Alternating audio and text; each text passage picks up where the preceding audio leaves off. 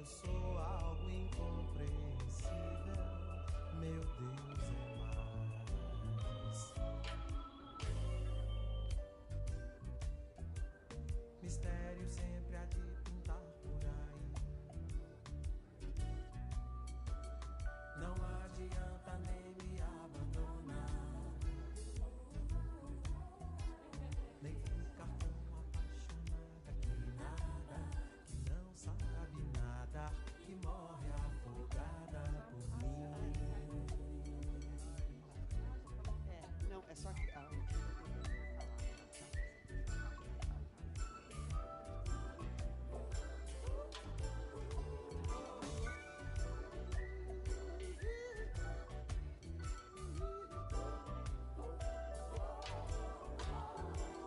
Não adianta nem me abandonar,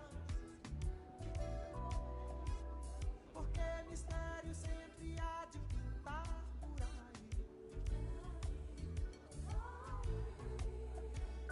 Pessoas até muito mais vão me amar, até muito mais difíceis que eu pra você. Que eu, que dois, que 10 milhões, todos iguais.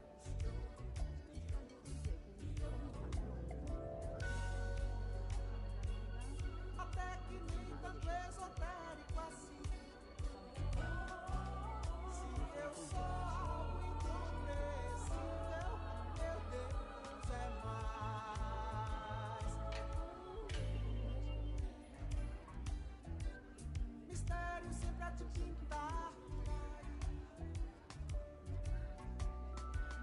Não adianta nem me abandonar, não adianta não, nem ficar tão apaixonada que nada, que não sabe nada, e morre afogada por mim.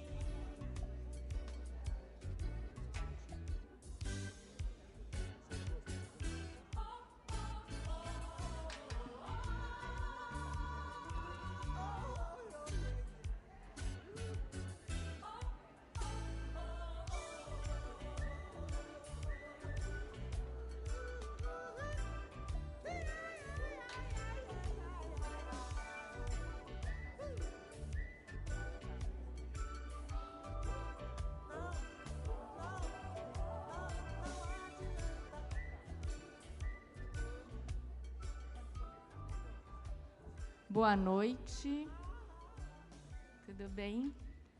Bom, eu sou a Sandra Medrano, sou a coordenadora da biblioteca e do centro de formação aqui do colégio. Hoje vou fazer a abertura, que a Débora, nossa diretora pedagógica, está fora daqui de São Paulo. Quero agradecer muito a presença de vocês. A gente tem a presença aqui do nosso diretor-geral, Fábio Aidar. Quero agradecer principalmente ao Jefferson por aceitar estar aqui conosco e principalmente por escrever essas maravilhas que a gente pode ter em mãos e poder pensar nas coisas, poder refletir e fazer esse mergulho que é, ao mesmo tempo, estético, ético e, portanto, político, né? Bom, quero também agradecer à equipe do teatro por todo o apoio, a equipe da biblioteca, principalmente a Bia, que me ajuda aqui em tudo para organizar essa estrutura. Quero também agradecer à Companhia das Letras, não estou vendo o Cláudio e a Sandra, que estão aqui, pela parceria que faz sempre com a gente. Deixa eu ver se eu não esqueci de ninguém. Acho que é isso. E vou agradecer especialmente a Thaís Pimentel, que aceitou fazer a mediação desse livro e que vai fazer a apresentação do Jefferson, mas antes eu vou fazer a apresentação da Thaís formalmente aqui. A Thaís Pimentel de Oliveira Xavier é formada em Pedagogia pela USP, é mestre em Educação pela mesma universidade, com foco em Estudos de Gênero, atua como professora do 5º ano do Colégio Santa Cruz e também é formadora de professores. E também autora de livros didáticos, além de uma ótima leitora de literários. Também realiza consultorias na área de educação, com enfoque intersetorial, abordando como gênero, raça e classe se articulam nos processos educativos. Então, Thaís, obrigada. Vou passar a palavra para você e para o Jefferson. E vou, enquanto vocês se dirigem...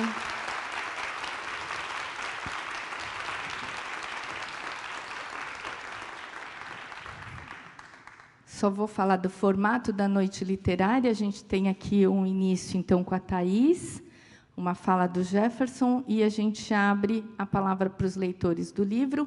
E aí vocês vão ficar à vontade. Quem quiser mandar perguntas pelo QR Code, vai ficar um QR Code aqui na tela.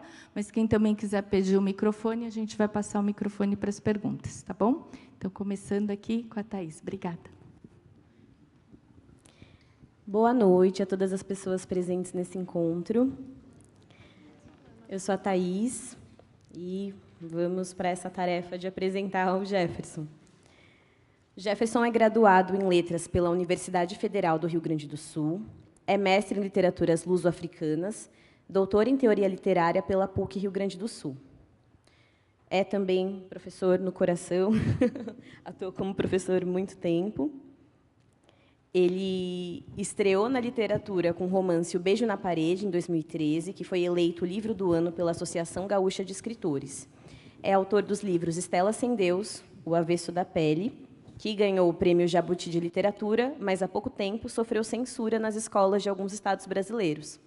E é também autor do livro De Onde Eles Vêm. Cabe dizer que não é a primeira vez do Jefferson aqui no Santa Cruz. Ele já participou desse mesmo evento, as Noites Literárias, em uma conversa sobre o livro O Avesso da Pele, e também já esteve aqui para assistir à adaptação para o teatro, né, do livro O Avesso da Pele. Jefferson, é um prazer receber você aqui essa noite. Obrigado pelo convite, mais uma vez, de estar aqui no Colégio Santa Cruz.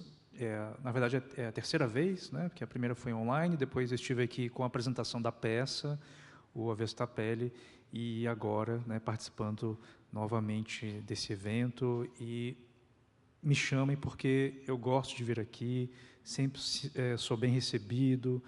Então, obrigado mais uma vez por esse convite. Bom, eu acho que falar sobre essa obra, Jefferson, é um desafio, e é um desafio no melhor sentido da palavra. Eu acompanho o seu trabalho, já tive a oportunidade de fazer uma mediação do livro O Avesso da Pele, e eu posso dizer que falar dessa obra é desafiador porque ela desperta um misto de sentimentos. Esse livro, De Onde Eles Vêm, é um livro que aborda muitos temas relevantes e abre espaço para inúmeras leituras, diversas interpretações. Por isso que mediar essa conversa é um desafio, porque traz esse desafio de dar conta da profundidade que essa obra possui. Então, eu pensei em organizar essa primeira parte da mediação, né, que é a nossa conversa, dividindo em 4 momentos que eu considero possíveis chaves de leitura e que são partes do livro que me chamaram muita atenção, que ficaram muito fortes, enquanto eu lia a história do Joaquim. Então, a minha ideia é trazer algumas perguntas sobre esse contexto de produção e os aspectos literários da obra, conversar sobre o protagonista da história, o Joaquim, e a política de cotas nas universidades, falar sobre as masculinidades que aparecem no livro e trazer aspectos sobre as relações afetivas. Então, para mim, embora O Avesso da Pele, De Onde Eles Vêm, sejam livros que são atravessados pelas relações sociais, eles retratam as relações humanas em toda a sua complexidade e com as suas intersecções. Então, bom, pensando nessa parte da contextualização da obra, você lançou o livro O Avesso da Pele em 2020, ano em que vivíamos uma pandemia e as questões sociais vieram à tona. O mundo começou a olhar para as questões que não eram novidade para a população negra, como o racismo estrutural, a violência policial. E 4 anos depois, você lança o livro De Onde Eles Vêm. Há muitos aspectos em comum entre esses 2 livros, porque são histórias ambientadas no sul do Brasil, narradas por homens negros. Há personagens com nomes iguais nos 2 livros. No De Onde Eles Vêm, há algumas referências ao Avesso da Pele. O Joaquim, em certo momento, faz menção ao Henrique. Além disso, são protagonistas que têm uma relação muito próxima com a literatura. E me parece que esses protagonistas são construídos nesse diálogo constante com a literatura, com os livros. Então, eu queria que você contasse um pouco qual foi o contexto de produção De Onde Eles Vêm e como foi essa transição, sair do Avesso da Pele e chegar nesse livro. Obrigado pela contextualização. Eu gostei muito da palavra que você utilizou, né, que é a chave, né, que os livros dão ao leitor, né? E eu gosto de um poema do Drummond, A Procura da Poesia, que termina com o verso, né, com uma pergunta, né? Trouxeste a chave, né? Eu acho tão bonito esse verso, né, porque diz muita coisa sobre quem gosta de ler, quem é leitor, né, e principalmente quem faz também poesia. Na verdade, ali nesse poema do Drummond é uma espécie de receita, né, de como não fazer poesia e ao mesmo tempo de como fazer poesia, né? E para o leitor, né, ele escolhe a chave, né, que ele quer entrar no livro. E eu, enquanto autor, procuro proporcionar isso ao leitor também. Então, tem muita gente que chega no De Onde Eles Vêm porque ouviu falar que é um livro sobre cotas, né? E as pessoas vão lá e a chave de leitura vai ser essa, né? É o que vai levar ela ao livro e o tipo de leitura que ela vai fazer. Outros vão chegar no livro porque se trata de um livro de aprendizagens, né? É um livro de formação também. É um jovem negro de periferia. Outros vão falar das relações afetivas que há no livro, ancestralidades, referências literárias, a construção do sujeito através da literatura, através da arte, da música. Então, cada leitor vai encontrar, né, a sua chave. E o mais interessante disso é quando o leitor escolhe a chave, e se ele for atento, ele vai encontrar outras chaves e vai encontrar outras formas, né, de se relacionar com aqueles personagens, alcançando outras camadas, né? Então, é um pouco por isso.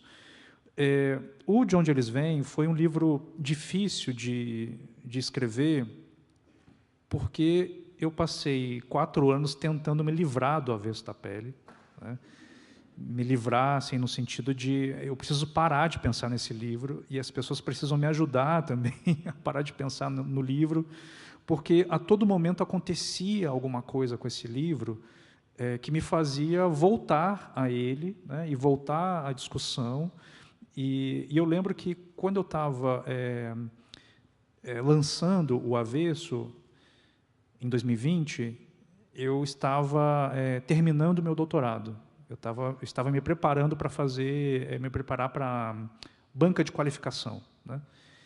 E aí eu cheguei para o meu orientador e disse para ele: olha, a gente vai ter que adiar pelo menos uns 2 ou 3 meses, né, a banca, porque é o tempo que um livro fica, digamos assim, na mídia, né, o tempo que as pessoas meio que esquecem o livro. Em 2 ou 3 meses, ninguém mais vai falar do livro que eu vou lançar agora, que era O Avesso da Pele, né? E aí o meu orientador disse: cara, eu acho que isso não vai acontecer, né? Mas tudo bem, vamos adiar, né? Aí adiamos. Foi a pior coisa que eu fiz, né? Porque foi no olho do furacão, assim, que eu defendi a minha tese, e aí teve uma situação super ruim, né? Que quando eu sofri ameaça de morte em Salvador por causa do Avesso da Pele. E aí, depois disso, muita coisa aconteceu, né? Aí veio o Prêmio Jabuti, e aí daqui a pouco veio a censura, e aí eu não parava, né, de ficar girando em torno, né, do Avesso da Pele. E aí continuei fazendo terapia, né, para ter a saúde mental em dia. E aí foi justamente nessas conversas que eu encontrei esse tempo particular, né, esse tempo interior, para conseguir seguir com o meu projeto, que era escrever esse livro. Esse livro aqui é o que eu quis fazer, e eu não queria ficar à sombra do Avesso da Pele, né? Eu queria propor uma outra coisa. E, de fato, é uma outra coisa. Quem leu o Avesso da Pele vai perceber que há uma diferença no tipo de narrativa, no tipo de situações, né? É uma outra coisa, uma outra proposta, né? Mas o que permanece é a linguagem. A linguagem do Avesso da Pele e de onde eles vêm são relativamente parecidas, no sentido de não oferecer dificuldades, né, ao leitor. O meu projeto literário é formar leitores, né, formar jovens leitores, talvez aquele possível leitor, né, que nunca conseguiu chegar ao fim de um livro, que pegue o meu livro e vá até o final, né, e se puder ler em 2 ou 3 dias, melhor ainda, né, que é essa sensação mesmo de um mergulho, né, na história, e depois, no segundo momento, volte a ele, né, mas a ideia de escrever com capítulos sem muito parágrafo, né, uma coisa, é também essa ideia, né, uma proposta para que o leitor faça esse mergulho, né, nos personagens e no enredo. Muito bom. Eu acho que ele proporciona uma imersão. Difícil você não ler e não ficar querendo saber o que vai acontecer na história depois. Esse livro ele traz as suas marcas enquanto um autor, desde uma escrita que não é linear, né, e que convoca as leitoras e os leitores a estabelecer relações durante a leitura, passando também por experiências que são comuns à população negra. É difícil eu, enquanto uma mulher negra, lendo, difícil não me identificar com Joaquim em algumas passagens. Mas, do ponto de vista literário, um aspecto que chama a atenção é a escolha da voz narrativa. Então, em um primeiro momento, nós lemos e temos a certeza que o narrador da história é o Joaquim, um narrador em primeira pessoa. No entanto, em outros momentos da história, entra um narrador onisciente. Então, quem narra essa história? Qual foi a sua intenção ao propor esse tipo de narração? Bom, quem estuda teoria literária sabe que tem algumas regrinhas, né, sobre os tipos de narradores, né? E uma regra básica é, primeiro, né, o narrador em primeira pessoa, ele é um narrador que a gente tem que desconfiar, né, porque a gente está sabendo da versão dele, né? Aí a gente tem o Dom Casmurro, por exemplo, a gente sabe a versão do Bentinho pelo Bentinho, né? E a outra regra é que esse narrador ele é um narrador limitado, né? Ele não pode ter acesso à vida dos outros, né? Então, ele sabe da sua e ele pode especular a vida do outro, mas ele não teria acesso ao que os outros pensam, à vida particular do outro. No Avesso da Pele, eu já fiz algo parecido, né? Então, a gente tem um personagem que é o Pedro, e ele vai narrando a vida do pai e da mãe, né? E daqui a pouco ele vai entrando na vida, né, do pai e da mãe e vai entrando nas particularidades, na vida íntima, né? E daqui a pouco o leitor se pergunta, tá, mas como é que ele pode saber tanto assim, né? Mesmo que ele tivesse lido um diário, mesmo que ele tivesse tanto acesso, ele não conseguiria chegar no pensamento, né, do pai ou no pensamento da mãe. Então, aí já é uma tentativa justamente de quebrar um pouco com essa regra, né, de que o narrador em primeira pessoa não pode ser, né, onisciente. Porque eu acho que quando o leitor pega um livro de ficção, ele faz um pacto, né, com os personagens e com a narrativa. Se a narrativa convencer ele vai até o fim com aquele narrador, né? É nisso que eu acredito. E aí eu tentei fazer o mesmo com o De Onde Eles Vêm, né? É um narrador em primeira pessoa, mas que em determinados momentos ele escorrega para uma onisciência, né? De tal modo que talvez o leitor nem se dê conta que ele escorregou, mas depois ele volta para a primeira pessoa, né? E isso eu aprendi com o Rubem Fonseca, né? Rubem Fonseca é escritor de contos, né, de romances, que também foi censurado na década de 70, né, com o livro Feliz Ano Novo. E tem um livro dele chamado Buffo Spallanzani, em que o narrador é em primeira pessoa, e esse narrador ele vai dar um depoimento na delegacia para um delegado, e aí a narração dele é mais ou menos assim, quando eu terminei de dar o meu depoimento, eu fui para casa e o delegado guardou as suas coisas, pegou a sua pasta, entrou no carro, chegou em casa, abriu a geladeira, não sei o que e tal, e aí ele sai, né, da vida dele e entra na vida desse delegado, E está tudo certo, né? Ninguém fica questionando como ele sabe disso, né? Então, a ideia é um pouco essa, assim, é tentar mexer com essas peças narrativas para propor uma ideia de, olha a minha pretensão, né? Mas uma ideia de originalidade, né? De tentar proporcionar um pouco de algo que seja diferente, né? Que não seja só aquele narrador falando de si mesmo, né? Mas também poder frequentar, né? Outras existências e outras formas de, enfim, de existir, né? Muito bom. Outra característica da escrita são as referências musicais e literárias que aparecem ao longo da história e que marcam momentos diferentes da vida do protagonista e dos outros personagens também. Então, na música, você traz os Racionais, Nina Simone, Tim Maia, Beatles. Tem as referências literárias, Isabel Allende, Vitória Santa Cruz, Rubem Fonseca, Luiz Gama e outros autores, outras escritoras. Como essas referências se relacionam com a construção da narrativa e contribuem com as noções de identidade e pertencimento ao longo da obra? Eu considero De Onde Eles Vêm um livro bastante musical, né? E já tem playlist, né, De Onde Eles Vêm, né? Já fizeram algumas playlists. E eu acho que é uma experiência legal também, né, de você ler e escutar a música que está servindo de referência ali para, de certo modo, entrar no clima, na atmosfera do livro. E se eu fosse dizer qual é a atmosfera musical do livro, eu arriscaria dizer que está entre Nina Simone e a Amy Winehouse, né, que também tem ali algumas referências a Amy e a Nina. Tem o Racionais, né, e aí tem essa força da música negra, né, também aparecendo, né, o jazz, o blues, o rap.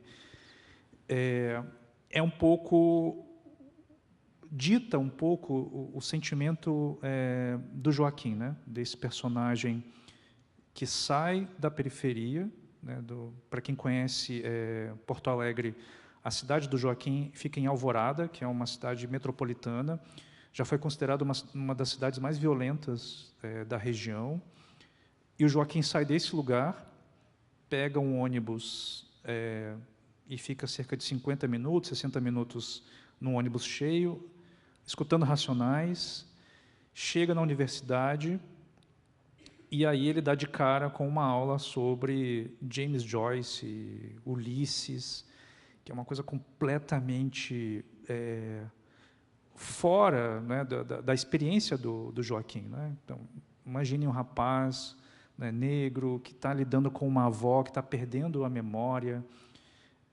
Ele não tem pai nem mãe, sem dinheiro, né, e que precisa lutar para ter a passagem de ônibus para chegar na universidade. Uma das primeiras cenas do livro é ele chegando a pé na universidade para fazer a matrícula, né? Então, essa é a atmosfera, esse é o contraste que eu queria no livro, né? Ou seja, é pegar esse sujeito que tem uma vivência musical, as referências que ele tem, né, são diferentes daquelas referências que ele encontra na universidade, né? E que é uma referência eurocêntrica, branca, uma referência que diz muito pouco das experiências que o Joaquim tem, né? E, ao longo do livro, as experiências dessas leituras com o que ele viveu, elas vão se entrelaçando, né?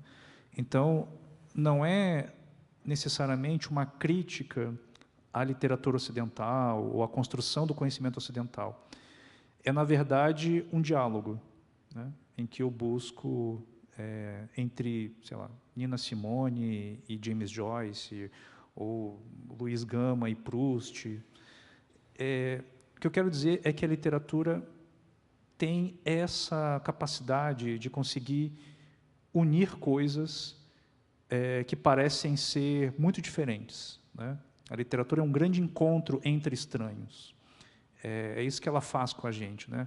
algo que a gente lê, sei lá da Rússia, ou da Polônia, sei lá, ou da França, que parece tão distante, mas que diz alguma coisa. Isso já acontece no Avesso da Pele também, né? Com Dostoiévski, né? Crime e Castigo, e o Henrique dá justamente o Crime e Castigo para uma turma de EJA, e o que isso tem a ver, né, com aquelas pessoas ali que retomaram o estudo, e o que isso tem a ver com o Raskolnikov, que está lá pensando num crime, né? Então, eu acho que é justamente isso, é essa ponte, esse diálogo, é isso que eu gosto, e também é uma maneira de dizer que o Joaquim, sendo um rapaz negro, ele tem o direito de ler o que ele quiser, ele tem o direito de escutar o que ele quiser, de assistir o que ele quiser, e que ele não precisa se encerrar num gueto, se encerrar num tipo de cultura, dizendo que você só pode consumir isso aqui, né? Não, ele tem o direito de ler e de assistir o que ele quiser, né? Esse livro ele é ambientado em Porto Alegre, nos anos 2000, e há pouco tempo, em agosto desse ano, nós completamos 12 anos de política de cotas no ensino superior. Então, o Joaquim é um homem negro retinto que vai narrando a sua jornada para entrar na universidade e permanecer nela, como você citou aqui algumas coisas. Então, a burocracia, só para entrar naquele espaço, como uma das primeiras cenas do livro, as aprendizagens dos outros alunos, que são naturalizadas, como saber falar inglês, as estratégias de sobrevivência. Então, na página 25, tem um trecho em que o Joaquim fala assim: em pouco tempo, aprendi que a universidade poderia ser um lugar hostil. Por isso, estabeleci uma certa rotina. Procurava não chamar atenção. A conciliação dos estudos com as obrigações familiares, a falta de condições para estar e usufruir daquele espaço. Então, infelizmente, assim, né, a minha visão, em determinado momento do livro, nós, leitoras, leitores, somos levados a acreditar que ele precisa trancar o curso e que aquele é o fim da vida acadêmica dele. Mas o que eu gostaria de trazer é assim, qual que é a importância de trazer na literatura um relato sobre o início da implementação da política de cotas raciais nas universidades. Bom, o livro trata das cotas, né? Enfim, o pano de fundo é justamente a entrada dos primeiros cotistas na universidade, mas, ao mesmo tempo, é um livro que fala sobre a luta pela permanência dele na universidade, né? E essa permanência é ameaçada a todo momento. É ameaçada porque ele precisa de tempo para cuidar da avó, é ameaçada porque ele não tem o básico, né, para continuar, é ameaçada porque ele precisa trabalhar, né? Então, a burocracia também é um outro elemento que aparece, tanto que, no início do livro, uma das primeiras coisas que ele precisa enfrentar é a burocracia de ele fazer a matrícula, né, e quase perder essa matrícula justamente por não ter os documentos, né, que a pessoa está pedindo para ele. Mas o que salva ele, né, nesse momento, e essa é uma reflexão que ele faz, né, é que ele já era um leitor, né? E ele diz que é isso que o salva da burocracia, né? Como se a leitura pudesse também protegê-lo dessas armadilhas, né? Então, ele leu o edital, e ele leu bem o edital, e ele chega lá e contesta, né, a funcionária, e ela começa a olhar para ele meio desconfiada, assim, né, tipo, esse cara leu mesmo o edital, né? E aí ele convence ela, né, de que ele pode fazer a matrícula. Ela deixa fazer a matrícula com ressalvas, né, assim, tudo bem, você pode ir, mas vai ter que trazer tal documento, não sei, tal. Então, o fato de ele entrar na universidade sendo um leitor já faz com que ele entre de maneira diferente, né? Ele já é alguém que gosta de ler, que já conhece alguns livros, e ele começa a fazer observações, e observações importantes que vão fazer com que ele consiga sobreviver nesse ambiente hostil. A universidade é um ambiente hostil por natureza, é um ambiente de competição, é um ambiente frio. a circulação de afeto é visto como algo estranho, né? E ele está percebendo isso, né? E aí ele começa a se dar conta que os colegas dele, por exemplo, não fazem perguntas, complementam o professor, né? Corrigem o professor, né? Fazer pergunta é para os fracos, né? Então ele não faz pergunta, né? Ele procura não chamar muita atenção, ele procura ficar na dele, né? Porque ele sabe que já há uma desconfiança por ele ser cotista, de ter vindo de onde ele veio, né? Uma desconfiança dos professores.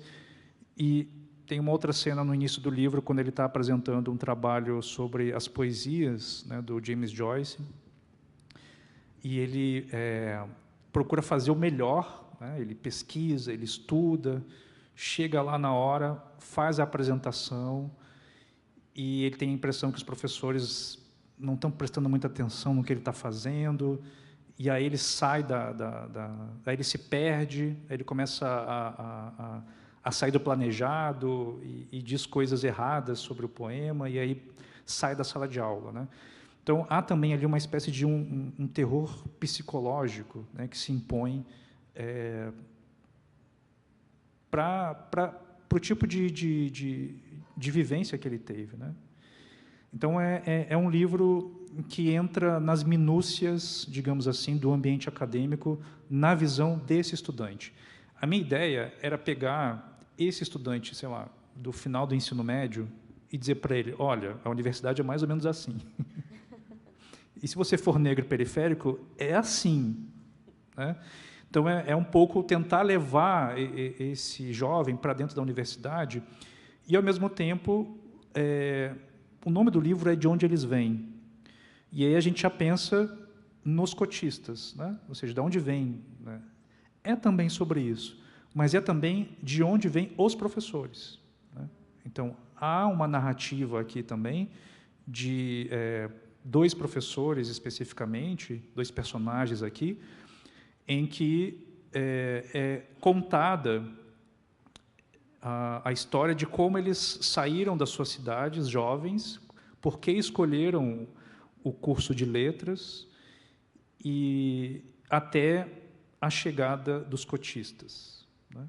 Então, você tem aí um professor que está quase se aposentando, um professor progressista, de esquerda, lutou contra a ditadura, né? Mas aí, quando fica frente a frente com Joaquim, ele não sabe o que fazer, né? Ou uma outra professora também, progressista, branca, com boas intenções, também quando se depara com o questionamento de uma aluna negra, né, perguntando se ela não tem uma bibliografia, né, com mulheres negras, e é a primeira vez que ela ouve um questionamento como esse, né? Então, a ideia é falar das origens, não só dos estudantes, mas também dos professores, né? Então, a ideia de origem, porque senão fica uma ideia e era o que eu não queria, um livro maniqueísta, um livro dos estudantes contra professores. Não era isso.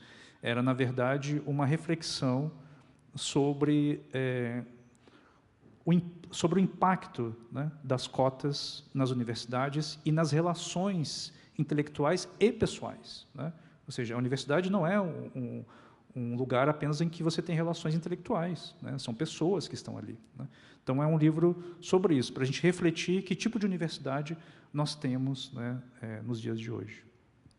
Jefferson, você acabou comentando um trecho que eu gostaria de pedir para você comentar, que é pensando nesse impacto dos estudantes negros nas universidades. Eu selecionei aqui dois trechos, para quem tiver com o livro, na página 108 e na página 109.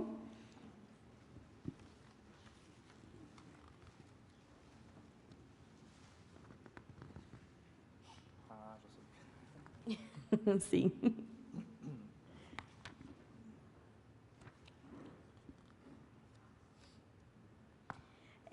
Você, da página 109, você comentou, porque eu tinha separado justo esse trecho em que a Luana Dandara questiona a bibliografia da professora Berenice e ela fica numa situação ali um tanto embaraçosa, sem saber responder por que não tem nenhuma autora negra, nenhum autor negro na bibliografia do curso. Mas um outro trecho que eu queria que você comentasse era esse daqui, que está bem no finalzinho da página 108. Um certo medo e desconforto ao presenciar aquela fome de saber que Sahariene, jovem, bonita, cheia de futuro, carregava com tanto vigor. Era como se Berenice estivesse sendo injusta consigo mesma ao dar o seu conhecimento assim, de maneira tão aberta e fácil. Berenice olhava para Sahariene e dizia em pensamento: se você soubesse o que eu passei para chegar onde cheguei, mas logo depois se condenava por pensar daquele modo.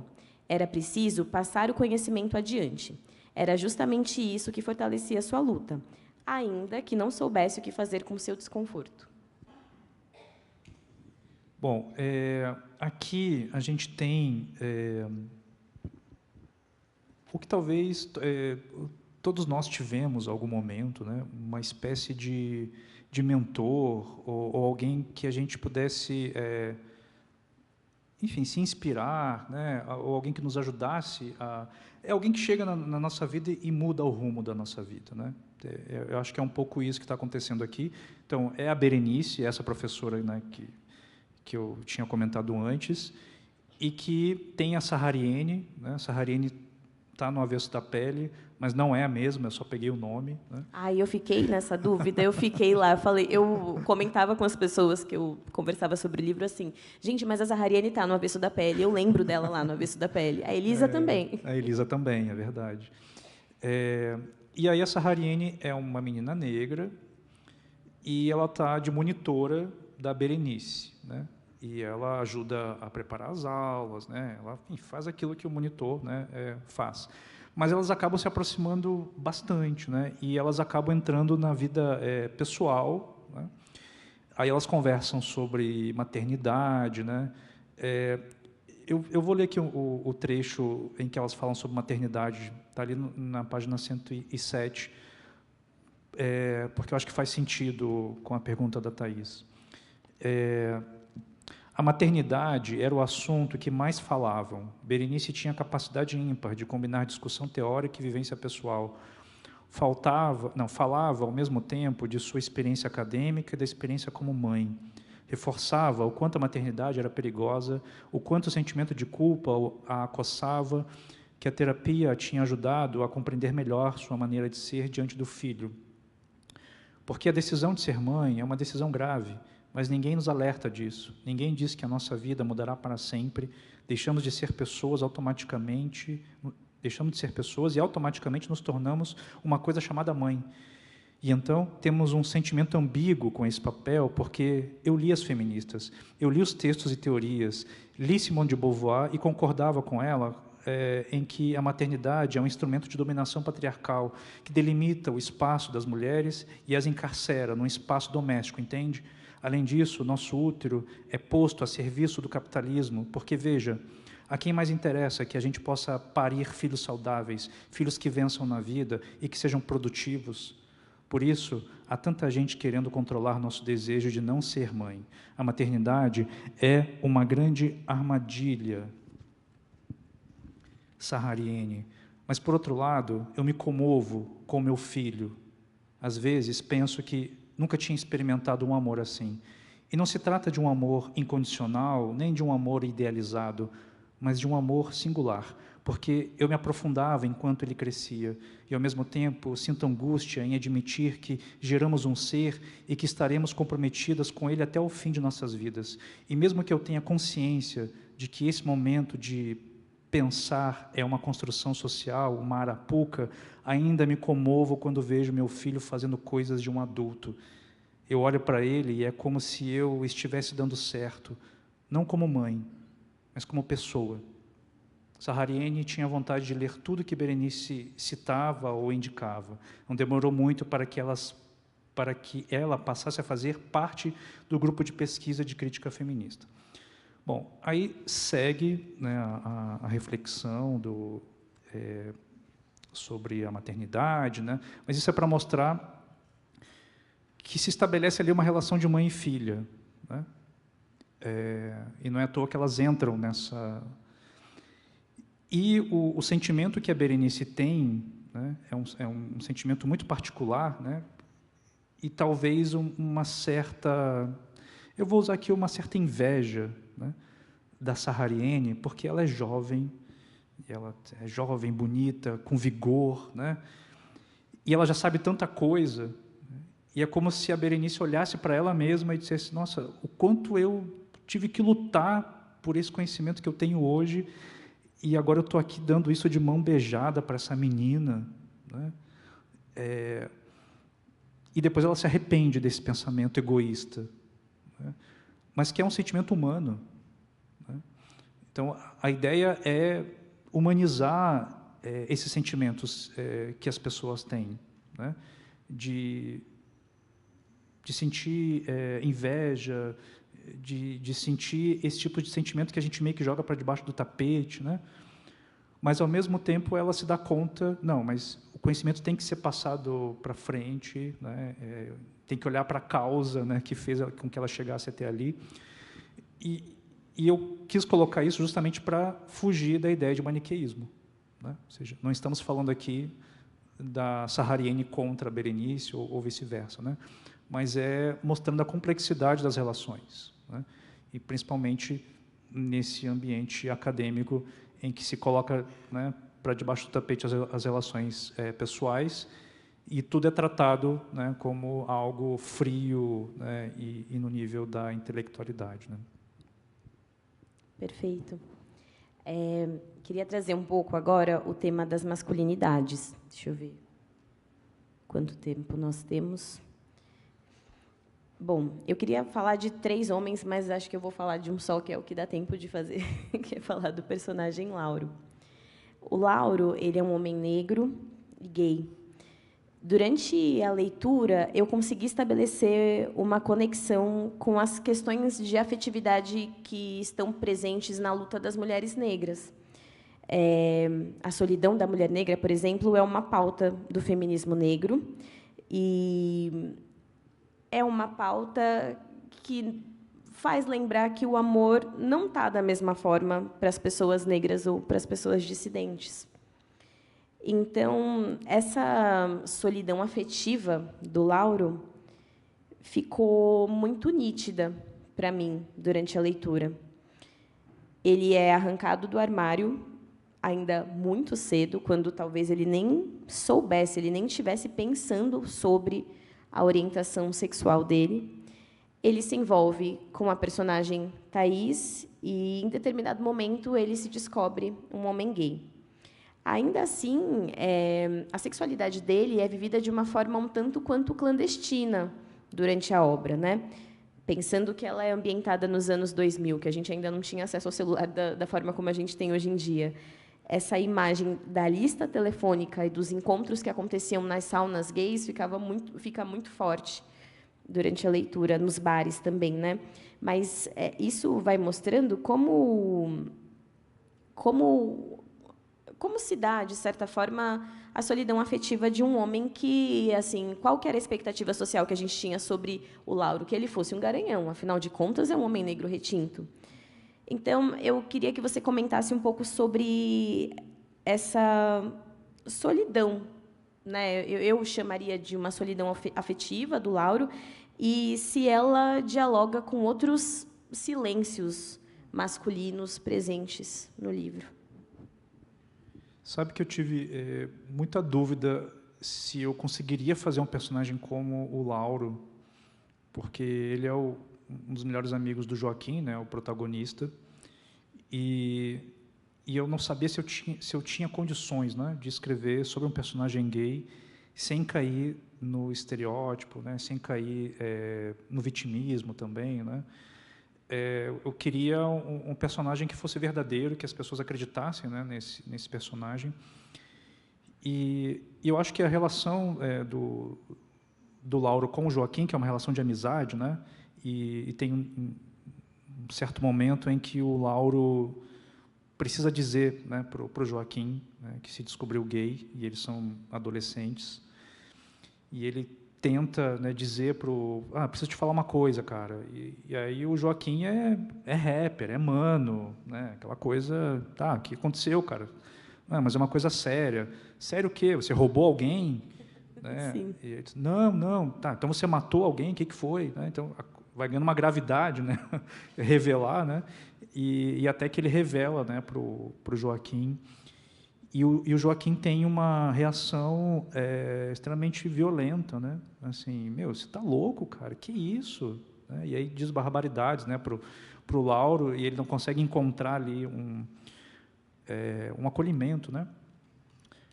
Mas ao final dessa conversa difícil ele diz, tá, eu não vou deixar de ser teu amigo por causa disso, né? Então tem um pouco também dessa coisa de tentar entender, né, o amigo.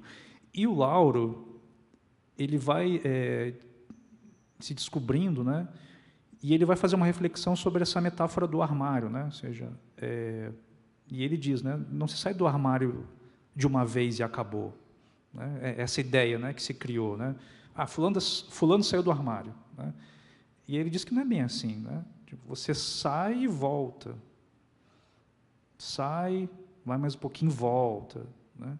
Depois você precisa sair do quarto, depois você precisa sair de casa, e precisa ir para a rua, e precisa conhecer a família da outra pessoa, e se precisar você volta de novo para o armário. Então é um pouco sobre essa complexidade da sexualidade mesmo, né? que vai se colocando ali para o Lauro, e ele é a pessoa, digamos, mais certinha do livro, né? Ele está sempre de terno e gravata, porque ele é advogado, ele procura não chamar atenção, né? Por quê? Porque é quase como se fosse uma espécie de compensação, né? Ou seja, ele não pode fazer nada de errado, né? Porque no imaginário dele, né, ser gay é algo errado, né? Então ele precisa se manter na linha, né? É um pouco sobre isso. Mas foi bastante... Eu reescrevi muitas vezes, e a cena em que ele vai para a sauna gay também foi uma cena em que eu escrevi muitas vezes, porque o que acontece ali é muito delicado, né? Em que ele vai pela primeira vez, né, numa sauna, ele pega na lista telefônica, né, vai escondido do pai, da mãe, e aí ele chega lá e encontra um cara, e aí esse cara cobra, né, para ficar com as pessoas, mas ele não sabia disso, e aí o cara leva ele para um outro lugar, e aí nesse lugar ele fica assim, meu Deus, que horror tudo isso aqui, né, eu não quero isso para a minha vida, fica com medo que os pais e os amigos descubram, e aí volta para casa decidido a namorar, né, com a vizinha, né? E o encontro dos dois é um encontro em que eles não têm um interesse sexual, né? E eles se encontram porque eles são tristes, né? É essa reflexão que ele faz, né? Nos encontramos porque éramos tristes. E aí a família de ambos, que acham os dois esquisitos, né, acham maravilhoso que os dois estejam namorando, né, entre aspas, né? Mas é um dos personagens que eu mais gosto, assim, que eu tenho um carinho por esse personagem. Eu queria trazer agora, para a gente fechar esse bloco das perguntas e passar para as perguntas que todo mundo mandou, queria falar um pouco das relações afetivas do Joaquim. Vou tentar, vou me esforçar para polêmicas agora. Ai, mas eu deixei essa parte para o final e assim eu queria muito que desse tempo de perguntar tudo que eu tinha pensado. Acho que a primeira, acho que você já foi respondendo um pouco dela, Jefferson, mas eu vou fazer a pergunta mesmo assim. No início da narrativa, o Joaquim ele está em um relacionamento com a Jéssica, que também é uma mulher negra, estudante de letras, e que aparentemente compartilha de um mesmo capital simbólico e cultural do que o Joaquim. A Jéssica é uma mulher que vai compartilhando a visão de mundo com o Joaquim, ao mesmo tempo em que vai colocando luz em certas situações. É assim, por exemplo, quando eles estão estudando, quando ele está estudando um poema, né, para analisar na faculdade. É assim também quando ela diz para ele que a Elisa está interessada nele.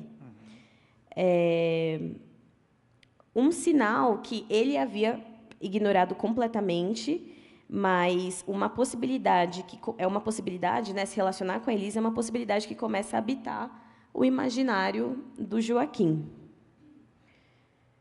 E aí,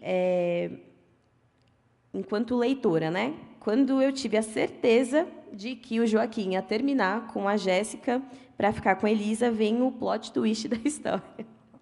A Jéssica termina com ele porque ela está apaixonada por um outro homem. E o Joaquim fica muito mexido com essa situação. Então, em determinado momento, ele pergunta se o homem por quem ela está apaixonada é um homem negro, e ela responde que ele é branco. Então, o Joaquim questiona a Jéssica e assim, para mim, ela fala uma frase que é uma aula de feminismo negro em muitas camadas. Eu queria trazer esse trechinho da página 77 para pedir para você comentar.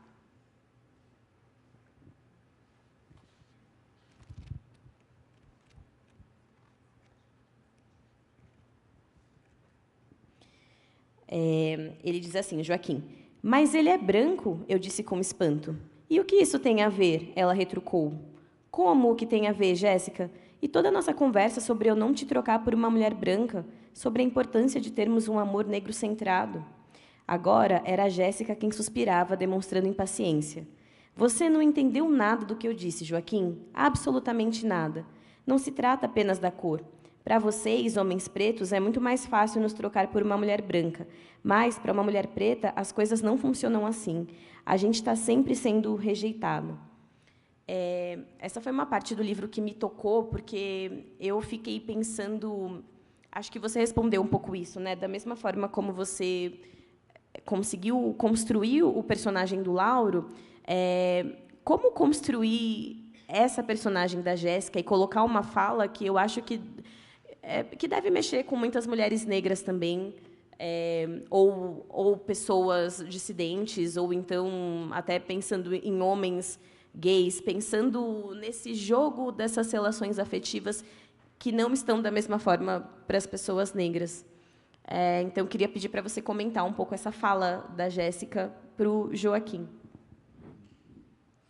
Tem um amigo que, quando leu o livro no original, ele disse, você só pegou tema para se incomodar, né? Assim, só mexendo em vespeiro, né? Então, o Joaquim é um personagem que eu queria que as pessoas ficassem incomodadas com ele, né? E não sei se eu consegui, né? Mas eu acho que tem algumas posturas, né, do Joaquim que são assim, o que você está fazendo, cara? Você é um idiota, né? Assim, tem essa sensação, assim, né? E eu queria isso, né? Eu não queria um personagem que as pessoas ficassem com pena dele, né? Era algo justamente porque ele é um jovem, né? E com todos os seus erros e acertos, né? Que eu queria. Isso se reflete nas relações dele com as mulheres, né? E o Joaquim, ele tem um entendimento de que, ao entrar na universidade, né, as coisas iriam mudar. De fato, mudou, mas não do jeito que ele imaginava, né? E aí ele entra na universidade namorando a Jéssica, né? A Jéssica é mais velha que ele, 4 ou 5 anos mais velha que ele, está chegando aos 30 anos. Ela já tem uma filha, né, de um relacionamento relâmpago que ela teve. Ela faz história. E ela já começa a perceber que o Joaquim, assim, não dá, cara. Assim, muito imaturo, ingênuo, jovem, aquela coisa toda. E ela já está em outra.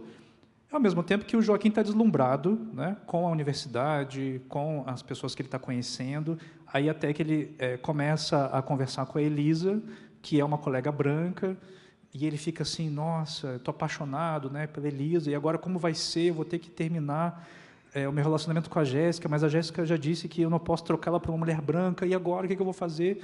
Vou terminar, né, com a Jéssica.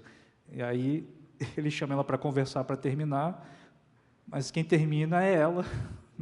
Diz para ele, olha, não vai dar mais, porque eu estou apaixonada por um professor, na verdade, da universidade. E ele vai à loucura, né, porque não era para as coisas serem desse jeito, né, era, né, para ele terminar. E, a partir desse momento, ele começa a se relacionar com a Elisa. E aí que entra também as várias camadas, né, de uma relação interracial. Né? Então, ao mesmo tempo que a gente tem a questão racial, a gente também tem a questão de gênero. Então, o fato do Joaquim ser um homem negro, periférico e que sofre violências, não faz com que ele se exima do machismo. Né? O que eu quero dizer é que ele também pode exercer o machismo. Né? E é isso que acontece. Tanto com a Jéssica, em outra escala, mas com a Elisa isso também acontece, né? De ele ser ciumento, controlador, né? de fazer, ter alguns tipos de posturas. Né? E a Elisa, por ser uma estudante, alguém que pertence à classe média, progressista, em alguns momentos ela também vai ter algumas atitudes racistas, sem se dar conta. Né? Então, é um pouco isso, assim, todas as implicações, né, que há numa relação tanto negrocentrada como nas relações interraciais. E aí tem uma outra conversa, lá na metade do livro, em que a Mayara e a Sahariene, que são duas alunas negras, estão conversando sobre a diferença em se relacionar com um homem branco e com um homem negro. Né? E o Joaquim está escutando essa conversa. Né? E eu vou ler para vocês esse trecho. Está lá na página 147. No dia seguinte, encontrei com Mayara e Sahariene no bar da faculdade. Cheguei quando falavam sobre relacionamentos. Eu estava um pouco sonolento àquela hora da manhã, por isso não interagi, apenas fiquei ouvindo o que diziam. Mayara disse que tinha recém terminado um namoro. Peguei a conversa no meio. Eu gostava dele, mas não queria que ele jogasse toda a sua insegurança no meu colo. Eu não podia ser mãe dele. Eu realmente gostava dele, mas não podia, entende? Eu sei que o idealizei. Com o tempo e a convivência, percebi o quanto a sua maturidade era frágil e que a idade dele não significava quase nada. Mas, por outro lado, ele era tão gentil comigo, entende? Tão acolhedor, tão interessado em mim. Era um homem branco. Eu sei, tínhamos nossas divergências, origens diferentes, mas isso por algum tempo não foi importante, porque mesmo que ele não percebesse as situações de racismo que eu vivia, quando eu reclamava, quando eu criticava, ele parecia me apoiar, mas ainda assim sempre tive a impressão de que as nossas afinidades não eram suficientes, entende? Como se fôssemos duas peças de um quebra-cabeça que não se encaixam, mas que forçamos o encaixe só porque elas são parecidas. Às vezes penso que não há encaixe pleno em relação nenhuma, que sempre temos que forçar um pouco. Eu e Sahariene a ouvíamos. Eu não sabia o que dizer, porque não tinha pensado muito sobre a diferença de cor entre mim e Elisa, no modo como isso influenciava a nossa relação. Digo, talvez eu tivesse até pensado, mas não de maneira profunda. Agora era Sahariene quem tinha começado a falar. Quando a gente se relaciona com um homem branco, a gente não tem que lidar com uma série de coisas justamente porque eles não dizem tudo o que pensam sobre nós. Eles não dizem que, muitas vezes, acham que exageramos sobre a lógica do racismo.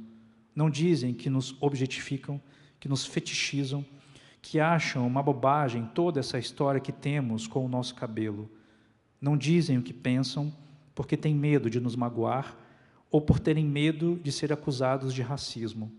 Usam a gentileza como filtro e, sinceramente, não acho que isso seja ruim, porque a gente precisa, em algum momento, ser bem tratada, ela disse. Os homens brancos, quando se apaixonam por nós, são assim. É diferente quando nos relacionamos com um homem negro. É diferente... nesse momento, Sahariene olhou para mim como me convocando a prestar atenção. Pois as afinidades parece ser instantânea.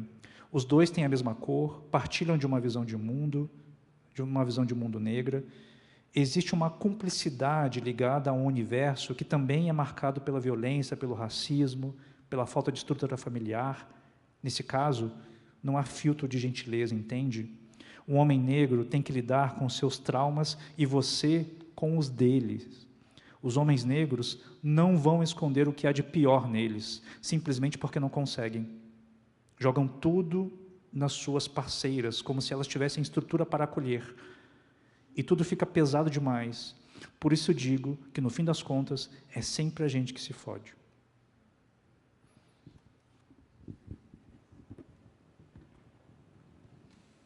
Mas, Jefferson, pensando nessa temática dos relacionamentos interraciais, você mesmo falou que, quando o Joaquim passa a namorar com a Elisa, tem essas questões que um casal interracial vai enfrentar, tem questões de classe, de gênero, né, com algumas atitudes machistas, racistas por parte da Elisa também, mas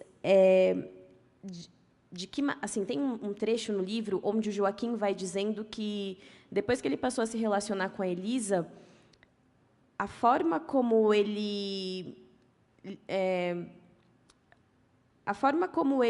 lidava ali com aquele espaço universitário mudou.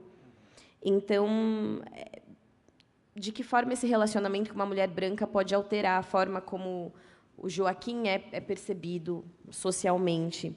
Esse namoro confere a ele algum tipo de status ou, entre aspas, uma passabilidade? Uma inserção temporária em espaços e privilégios, se é que dá para chamar assim, acredito que não, que outros homens negros não alcançariam? Com certeza, totalmente. O Joaquim, ele veste uma máscara branca, né? Uma máscara, e a máscara branca que eu estou me referindo é do Frantz Fanon, né? Que tem um livro chamado Pele Negra, Máscaras Brancas, que é uma máscara social que pessoas negras colocam, né? E essa máscara se manifesta de diversas formas, né? Então, tem a ver com o modo como a pessoa se comporta, silenciamento sobre as suas origens, silenciamento sobre a sua religião, evita falar sobre a sua família, convive com pessoas brancas, se relaciona afetivamente com pessoas brancas, vai em lugares onde pessoas brancas estão. Então, é uma série de máscaras, né, que essa pessoa vai colocando, não no sentido de mau caratismo, né, mas no sentido de ser aceito em espaços que ele não seria, né, se não tivesse esse comportamento, e também de ser validado, né, como alguém que merece estar naquele lugar. Então, é um pouco isso que acontece com o Joaquim. É claro que ele não se relaciona com a Elisa porque ela é branca, né? Relações em que as pessoas escolhem, especificamente por causa do fenótipo, são relações que não vão dar certo. Assim, não dá certo, né? Claro que, politicamente, né, se pessoas negras se relacionam com pessoas negras, é algo que é positivo, mas não é o definidor, não é isso que define, né, as relações. E o Joaquim se apaixona pela Elisa, né, e ela é uma pessoa branca, e pelo fato de ela ser alguém de uma determinada classe, faz com que ele conheça uma outra universidade, né, que é essa universidade que oferece, digamos assim, para além, né, do curso, mas essa convivência, né, de uma classe média que ele não teria, por exemplo, se ele continuasse com a Jéssica. Ele teria um outro tipo de vivência, né? Não estou dizendo nem pior nem melhor, mas seria um outro tipo de vivência. E aí, quando ele se relaciona com a Elisa, e aí ele entra nesses espaços, e aí começa a conhecer um outro mundo, e ele fica deslumbrado com esse mundo, começa a perder contato com as suas origens, ele começa a achar a avó um peso, né? Tanto que ele começa a ter raiva de ter que cuidar da avó. Ele faz coisas super reprováveis, né? Que é, por exemplo, roubar a avó para proporcionar um final de semana para a Elisa, né, em Gramado, não sei onde é que era aquele. Mas, enfim, são coisas que ele vai fazendo e vai perdendo, né, E o título do livro tem um pouco isso, é lembrar, né, que por mais que você entre nesse mundo acadêmico, você não pode esquecer de onde você veio. Isso é para todo mundo. Isso serve para todo mundo, né? Eu estou falando da periferia ou de classe média alta. Você não pode esquecer de onde você veio, né? Porque é isso que vai fazer com que, quando você volta, né, para o seu ambiente familiar, é quando você volta de maneira crítica, né? Então, de certo modo, é benéfico quando um jovem entra na universidade e ele vai se distanciando das suas origens, porque ele precisa desse distanciamento, né? Eu diria Freud, né? O estranho familiar, né? Eu preciso desse estranhamento fora da família para que eu consiga voltar, né, de maneira crítica e entender, né, ou como eu digo para os meus alunos, dizia, né, para os meus alunos do ensino médio, que o primeiro ano era o pessoal tudo dentro da caverna, né, caverna do Platão, né, todo mundo meio se batendo, ninguém enxerga nada, é aquela coisa que quem é professor do ensino médio sabe o que é, né? E aí, quando chega no segundo ano, o pessoal começa a ver umas sombras na parede. Eu disse, tem uma coisa estranha aqui, né? Parece que isso aqui não é muito real, né? Né, senhor? Né, professor? E aí, quando chega no terceiro ano, o pessoal sai da caverna. Eu disse, uou! Existe uma vida fora da minha, né? E aí começa a olhar. E na universidade é quando o pessoal volta para a caverna de maneira crítica. É entender por que a caverna é escura, é entender por que tinha determinados comportamentos, né, na adolescência ou na infância. Então, é esse movimento que o Joaquim está fazendo, né? De maneira tardia, né? Mas ele está fazendo esse movimento de sair da caverna, de olhar as sombras, e depois regressar, né? E aí, quando ele regressa, ele começa a entender que ele sabe mais da vida de Homero do que da própria avó. Eu acho que esse é talvez, para mim, o momento mais tocante, né? E aí que ele toma essa decisão de que ele precisa saber mais, né, da minha avó, porque é ela que vai, de certo modo, ajudar a saber quem ele é, né? Justamente olhando para essa ancestralidade, né? A ancestralidade não como algo de reverência aos que foram ou ao passado, mas a ancestralidade como uma presença na nossa vida e que participa das decisões da nossa vida, né? Olhar para os avós, para a mãe, para as tias, né, é também uma forma de presentificá-las e levá-las, né, junto nas nossas decisões, nas nossas caminhadas. Então, é um pouco por aí, é esse regresso, né, às origens. E é um momento muito bonito, assim, são passagens, esse final do livro, né, desse voltar à origem. É bonito e é emocionante também a relação dele com a religiosidade, né, que é algo que é trazido pela avó. A gente vai passar agora para o segundo momento, onde as pessoas enviaram algumas perguntas. Então, eu vou juntar aqui duas perguntas. A primeira é assim: gostaria de entender por que a sua escolha de um fim no qual tudo dá certo. Foi breve, passamos muito tempo querendo que Joaquim resista ao seu meio, mas tudo parecia ir para um caminho de final não feliz. Mas o final feliz veio sem muita preparação. Pode contar do seu processo de decisão? Vou juntar essa com a outra pergunta, que é essa aqui. Joaquim é um personagem complexo. Essa construção do personagem,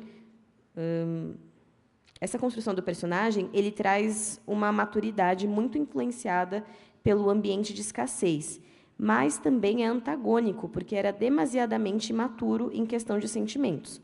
Na sua opinião, de que forma essa dualidade influencia o seu desenvolvimento e nas decisões que ele toma no decorrer da história? Bom, o Joaquim é um rapaz de 20 e poucos anos, né? Não fica especificado, né, a idade, e é alguém que se deslumbra com a universidade, quer viver tudo que a universidade oferece, não tem dinheiro para isso, ao mesmo tempo é alguém que gosta muito de ler, ele quer se tornar um poeta profissional, né? ninguém sabe exatamente, já perguntei o que é um poeta profissional, ninguém sabe me dizer o que é, mas o Joaquim quer isso para a vida dele, né? Ele quer poder viver da escrita. E alguns olham para o Joaquim como alguém apático, né? Acho que esse é o adjetivo, né? Ele passa metade do livro reclamando que ele não consegue emprego, mas ele também não procura. É verdade. Daí disse, meu... As né? contradições. E aí teve uma amiga minha que falou assim, e tem mais ainda, Jefferson.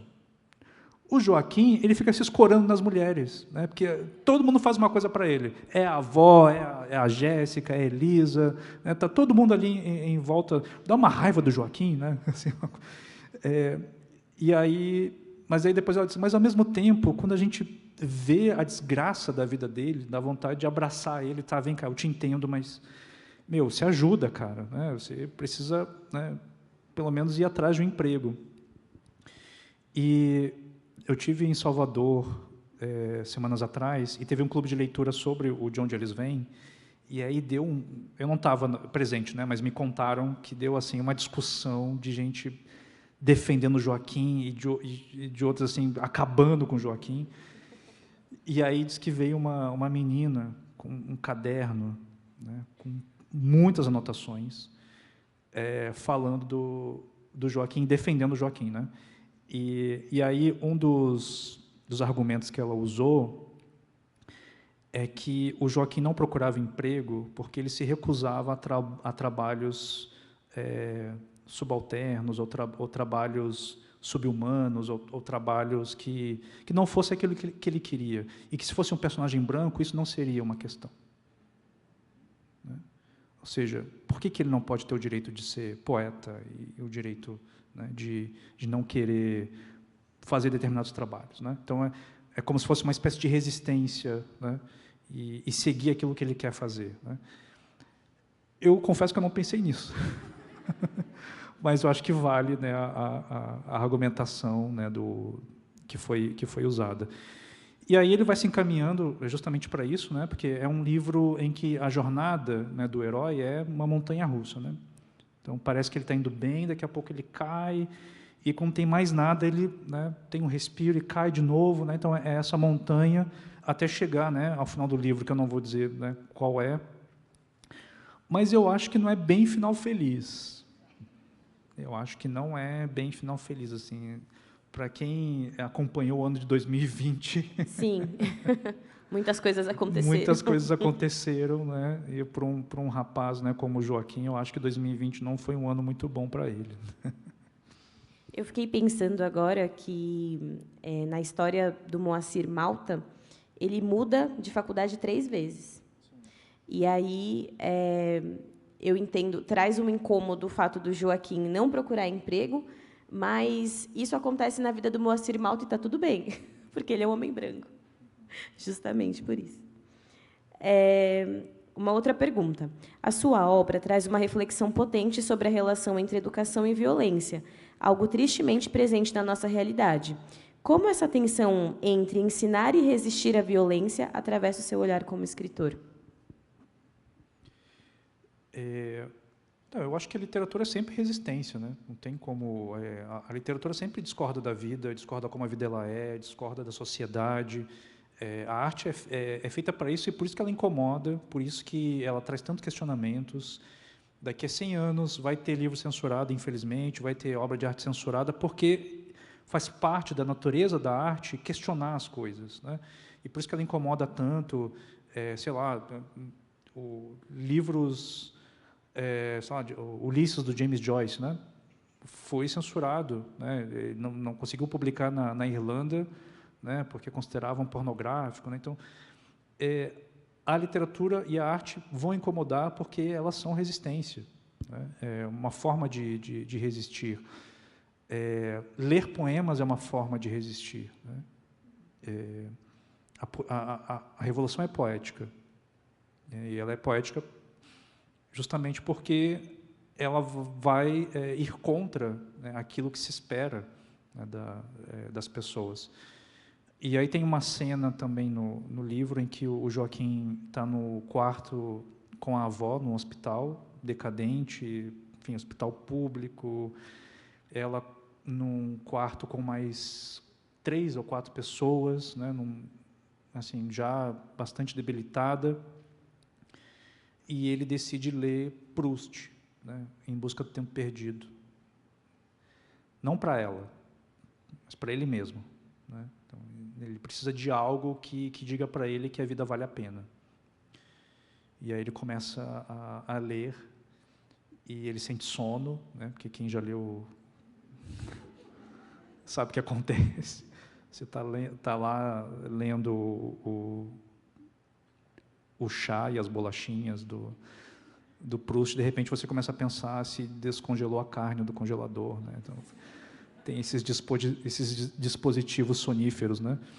E aí ele luta contra isso e entra no livro, e ele se encanta com o livro, né? E aí, quando ele fica encantado com aquela cena, né, que ele vê, né, do Marcel, né, narrando, enfim, um encontro que ele teve, ele olha para a avó, olha para aquele horror que está ao redor dele e pensa se ele tem direito de se encantar com a literatura naquele momento, né?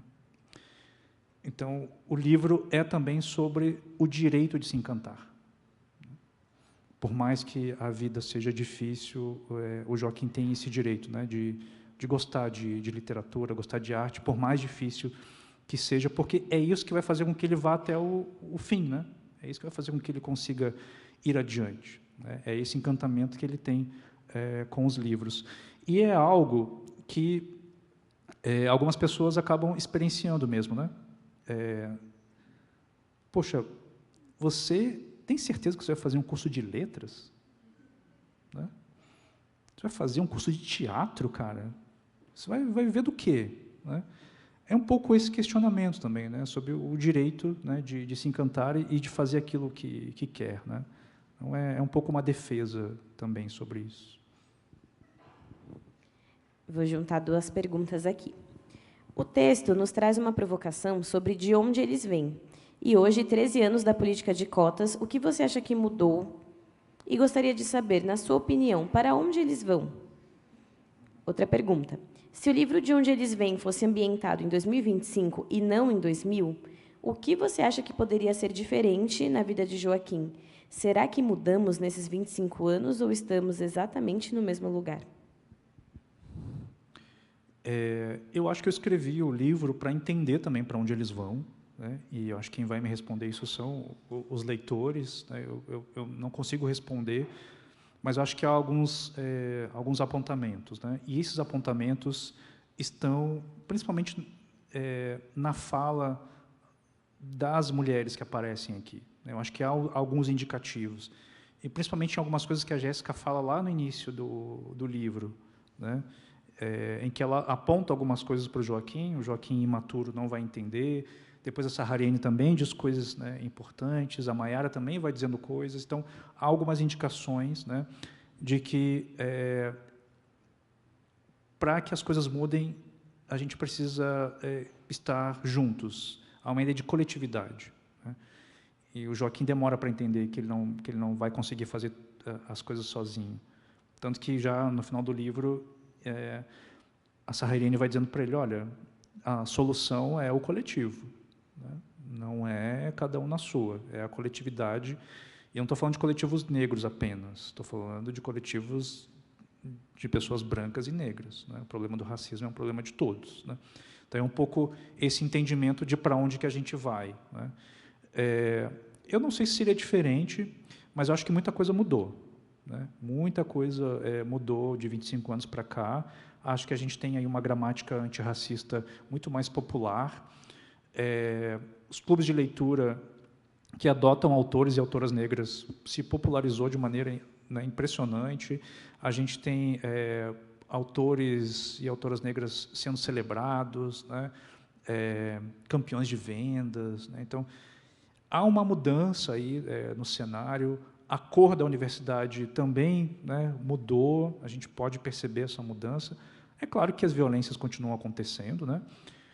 Mas eu acho que se o Joaquim tivesse nos dias de hoje, eu acho que ele seria um pouco mais acho que ele seria menos alienado, assim, no sentido racial e social, porque ele teria mais informações, diferente, né, de quem nasceu ali, nasceu não, de quem viveu ali, né, no início dos anos 2000, em que a internet, você sabe, né, que muita gente aqui foi ter internet no telefone em 2011, 2010, sei lá, né, então é uma coisa muito recente, né. O livro é um mergulho na história dos personagens, na sua escrita direta e envolvente. O quanto de esperança no encontro das diferentes origens você acha possível que nos reste ao final da história? A universidade é o lugar em que, ou pelo menos deveria ser assim, né, que é um lugar em que as diferenças deveriam servir justamente para dar o caráter de universalidade, né? E aí eu acho que a questão está na palavra diferença mesmo, né? Porque a gente tem a ideia de olhar para o outro sempre a partir da diferença. E a diferença é um problema, né? Porque a diferença pressupõe juízo de valor. Você é melhor ou pior que eu, né? Então, você olha para uma pessoa, você julga a pessoa, né, a partir daquilo que você vê. E isso é todos os dias, né, esse exercício com o diferente, né? E talvez a gente pudesse fazer um outro exercício, que é não olhar mais pela ótica da diferença e olhar pela ótica da singularidade. Ou seja, olhar o outro como alguém que é singular e não diferente de mim. Vocês entendem a diferença? Ó, a diferença. Singular, né, é uma pessoa única no mundo, assim como somos todos nós. Nós somos únicos no mundo, não há ninguém, né, com o mesmo DNA que o nosso, né? Essa singularidade é que faz com que a gente seja autêntico, né? Sejamos quem somos. E se a gente exclui a ideia de diferença, a gente tira o juízo de valor, né? E tirando o juízo de valor, a gente tira o pré-conceito, né? Ou seja, você criar um pré-conceito em relação àquela pessoa. É claro que, em alguns momentos, esse pré-conceito também nos protege, né? A gente também não pode ser ingênuo, né? Porque as nossas experiências já mostraram que a gente precisa confiar também, né, nas coisas que a gente já viveu. A questão é que, se eu olhar para esse outro sempre com a ótica da diferença, as chances de cometer uma violência com essa pessoa são muito grandes, né? Então, talvez a gente pudesse fazer esse exercício no dia a dia mesmo, né?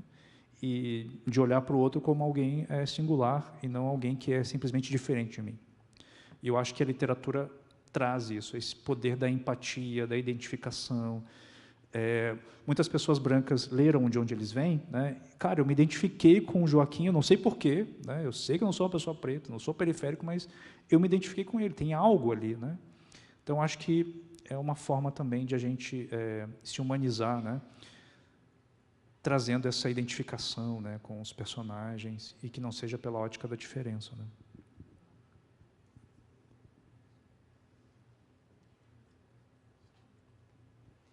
A gente estava aqui numa decisão final. Infelizmente, o nosso encontro está chegando ao fim, então a gente só tem mais uma pergunta para fazer, Jefferson. O que é uma tristeza, porque são perguntas muito boas e a gente precisa escolher porque esbarramos na barreira do tempo. Jefferson, relacionando com o que você comentou sobre o mito da caverna, gostaria de saber como os alunos do ensino médio, como mencionado anteriormente, poderiam ser capazes de sair da caverna em um cenário em que o ambiente escolar é hostil e marcado pelo racismo estrutural, mais especificamente em uma escola particular em que os alunos são majoritariamente brancos e de classe alta. Sair da caverna seria uma nossa, não sei falar essa palavra, transcendência individual ou algo que é altamente influenciado pelo coletivo? Eu usei a metáfora da caverna, embora eu não seja muito platônico, né? Assim, não é a minha. Enfim, eu tenho alguns problemas com o Platão, enfim, com toda a ideia de dualidades, né? Mas eu acho que essa metáfora da caverna é interessante, porque eu acho que ilustra bem um pouco da aflição que os professores sentem, né, quando estão diante de uma turma de primeiro ano do ensino médio, né? E, para mim, na minha trajetória, era uma das turmas mais difíceis para mim, porque o aluno sai do ensino fundamental, do 9º ano, né, entra no ensino médio, e aí você tem ali alguns tipos, né, de alunos, né? Tem o cara que, bom, cheguei no ensino médio agora, eu sou o cara, né? E aí tem algumas escolas que não usam mais uniforme, né? Daí vem como quer. Tem aquele que é o bem quietinho, né? Assim, que você não vê a pessoa, mas a pessoa está na sala de aula. Enfim, tem vários tipos, né?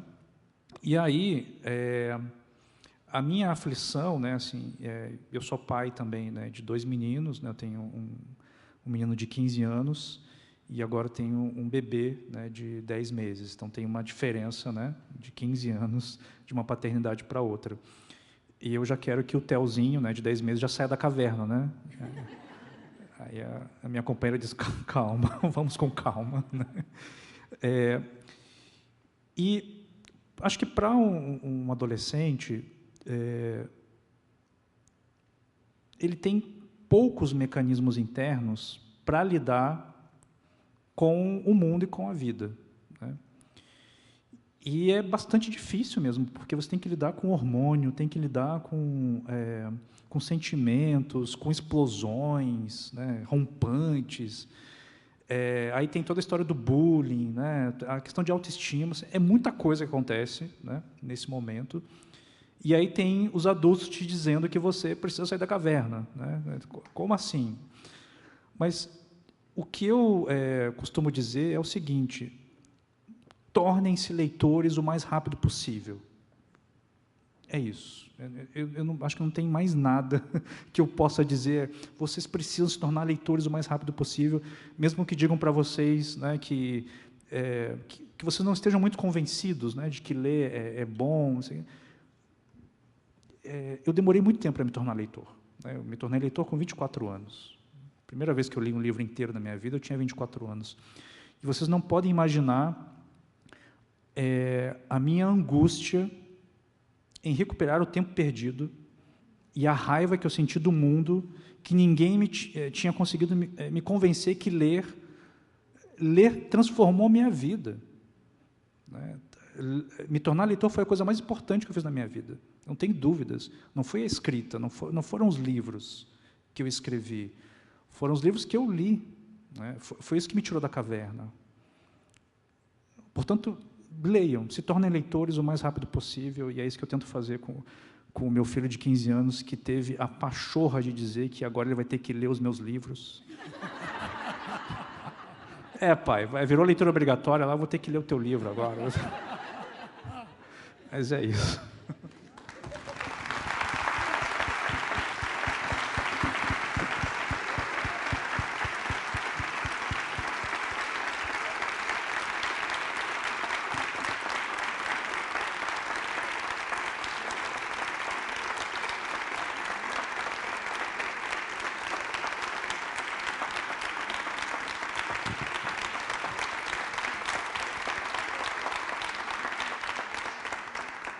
Me deixaram com a incumbência de fazer o fechamento, que em geral a Débora faz, então, mesmo sem o charme e a graça da Débora, eu queria agradecer demais a presença do Jefferson, a presença da Thaís na mediação, e queria contar que a gente tem um público muito especial, Jefferson. A gente tem aqui presentes muitos educadores, educadoras, temos alunos estou reconhecendo aqui alunos do ensino médio, temos ex-alunos, temos ex-educadores, temos famílias, tá? Então, temos ex-alunos, não sei se eu citei, mas tem um público muito especial e amigos da casa. Sempre um prazer te receber aqui nesse teatro e ouvindo a sua conversa, eu tenho certeza que vai estimular aqueles que não leram e aqueles que leram vão voltar a algumas páginas do livro.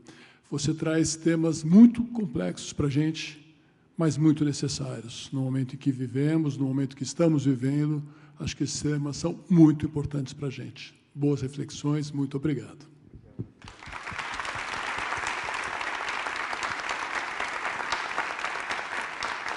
A Sandra está lembrando que precisa dar um recado aqui. O Jefferson vai autografar agora os livros, e aí a gente vai organizar aqui uma mesa. A gente pode formar uma fila ali, e aí ele vai organizar, ele vai autografar todos os livros que vocês quiserem. Gente, muito obrigada. Boa noite e até a próxima noite literária, só no que vem agora.